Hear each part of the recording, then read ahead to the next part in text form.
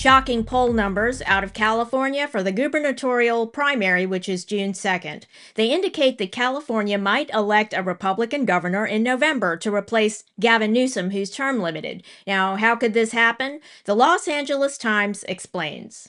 Riverside County Sheriff Chad Bianco and conservative commentator Steve Hilton lead the race at 16 and 17% respectively. And that's important in California because we have a jungle primary system where the two candidates who get the most votes in the June primary will move on to the November election regardless of party affiliation.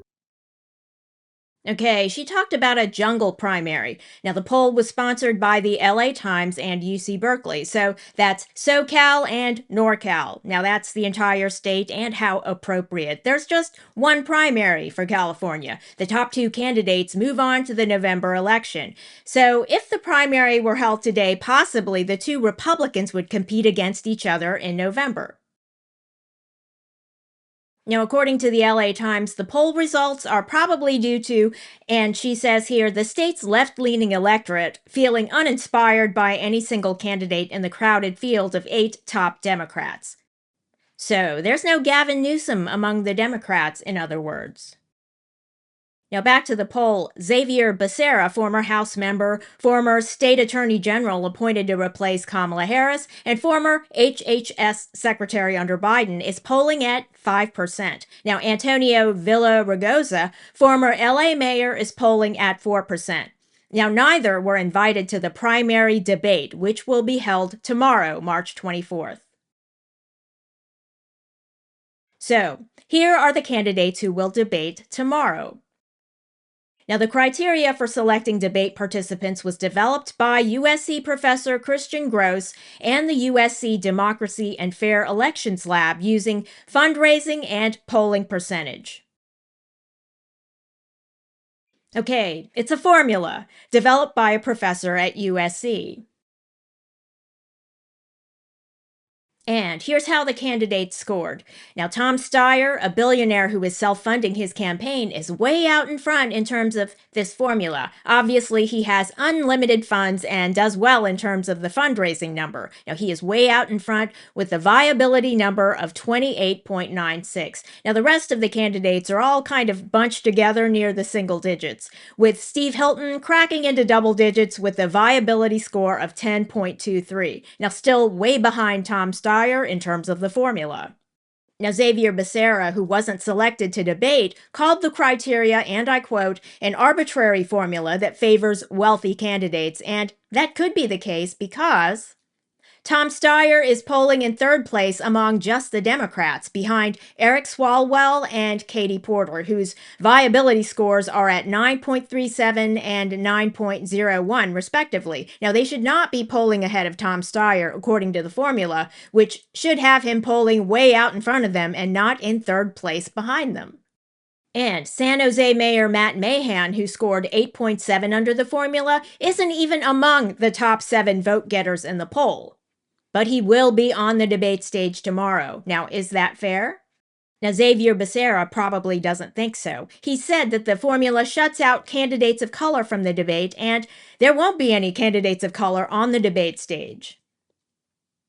Now, Xavier Becerra has all of these endorsements, and Antonia Villaraigosa has even more than Becerra, but neither will be debating tomorrow. Meanwhile, Matt Mahan, San Jose mayor, is polling behind both of those guys and has fewer endorsements, but he will be debating.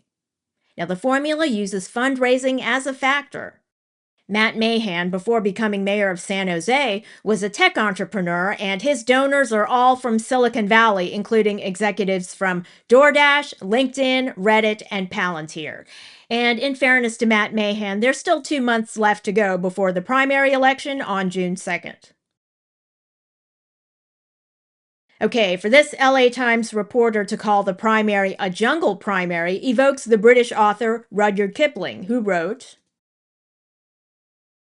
The Jungle Book, a classic of children's literature. Now here's an excerpt, and I quote, "Now this is the law of the jungle, as old and as true as the sky, and the wolf that shall keep it may prosper, but the wolf that shall break it must die. Now as the creeper that girdles the tree trunk, the law runneth forward and back. For the strength of the pack is the wolf, and the strength of the wolf is the pack." Now, wolves are most definitely pack animals. They're social animals. And what I'm getting from this excerpt from the Jungle Book is that the individual wolves have to be strong for the pack to be strong. Now, in the context of the Democrat candidates,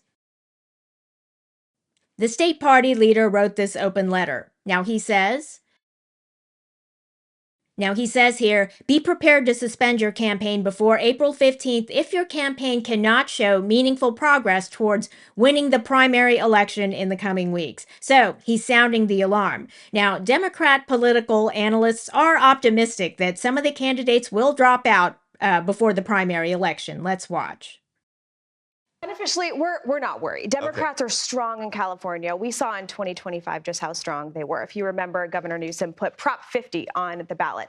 We saw historic turnout and enthusiasm from even voters that we lost in 2024. So we are confident whatever Democrat does come out on top, we are going to win.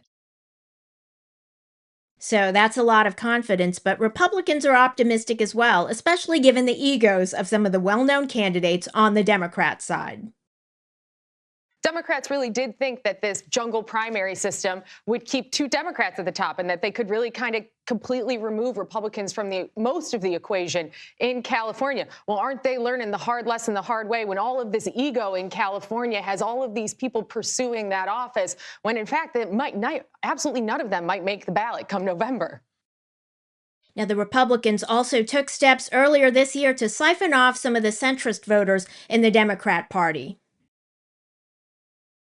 by kicking out Nick Fuentes and the Groypers from the California GOP. Now, it was a really sensible thing to ban the Groypers. Now, the California GOP is well positioned to win power after the disastrous Gavin Newsom spending sprees that have left the state no better off and far to the left of sensible governance.